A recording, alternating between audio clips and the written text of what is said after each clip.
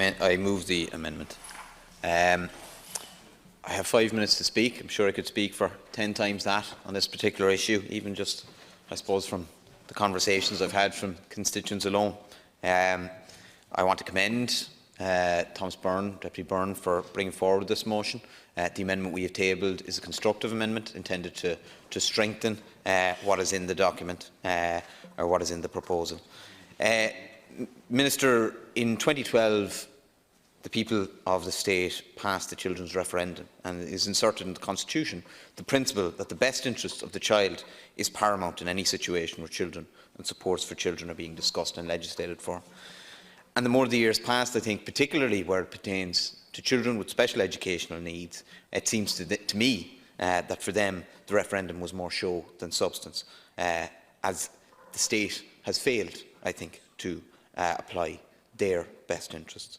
The best interest of children in our education system with special needs is certainly not to languish on waiting lists for assessments indefinitely, nor for their parents to be frustrated every turn. The best interests of children in our education system with speech needs is certainly not the inadequate resourcing of the additional supports they require. The best interests of children in our education system is certainly not to have ASD units promised to them on the long finger, with promises of such units being broken time and again. And the best interests for children in our education system with special education needs is certainly not the deficit in transparency and information that sometimes exists for them, both from the Department and the NCSE and various other bodies. Minister, I think it's been reflected already in some of the contributions, the frustration and the fact that parents of children with special educational needs have to fight for absolutely every inch.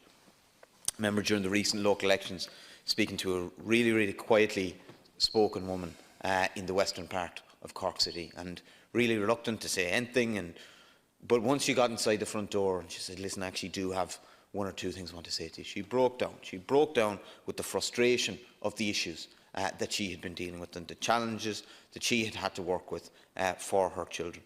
The sacrifices that people made. I was just speaking to Deputy Crowe, and he gave me the instance of a constituent of his who the mother has moved in West Dublin, the mother has moved down to Wexford in order to go to a place that there's less pressure. I'm sure there's still significant pressure, but there's less pressure on the system because there simply was not the capacity in West Dublin. And the mother now sees the husband at the weekend, and they're trying to move things back and forth. That's the sacrifices that people are making. Over the summer, I dealt with a constituent who had been refused from not one, not two, not three, not 5, but 10 different schools over a range of 30 or 40 miles, which is in the Cork City area, covers an awful lot of schools, and all the units full, coming back to them saying, "You're on a waiting list, we don't have the capacity," and so on and so on. It is an extremely frustrating situation. And the other thing I would say, I know the Minister is now directing schools. I think what the motion here is saying, and our amendment is saying, that should have happened a long time ago. We need to be planning on a long-term basis, the same way as we do now for new schools, albeit that process isn't perfect either. We need to be planning on a long-term basis for where the capacity is required and where the spaces will exist, because particularly in our major cities, we do simply not have the capacity. And I want to say as well, your speech, and I suppose they certainly are very important components, speaks a lot about special schools. There's a serious issue with special schools that comes not only from the Department of Education, but comes from the Department of Health. And I've had parents whose children are in special schools tell me that they were nearly better off in the ASC units, because they don't benefit from some of the speech and language therapy, some of the occupational therapies and things like that.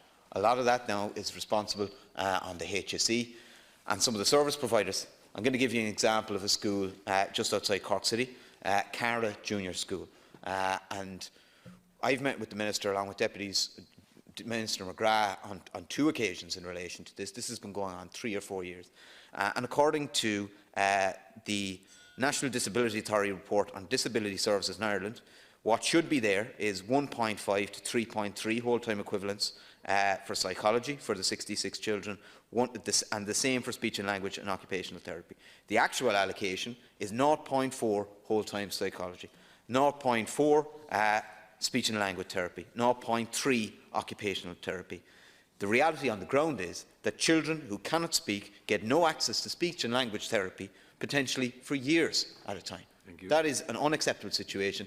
The HSE needs to ensure, when these schools were established, the service providers such as the Brothers of Charity and Corp, with the various ones, they didn't get an extra allocation for the additional needs that these schools have, and that just is not good enough.